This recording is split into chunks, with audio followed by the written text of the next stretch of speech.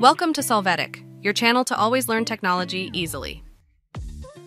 Below in the description, you will find useful links we used in this video.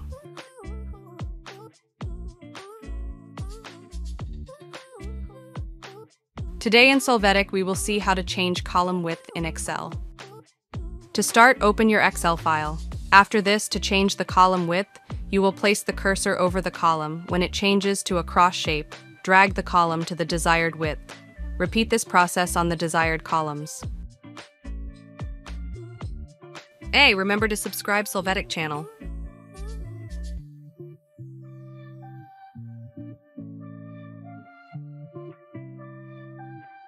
We hope it has been helpful for you. Here are links to watch more videos of your interest and subscribe to the Solvetic channel. Thank you.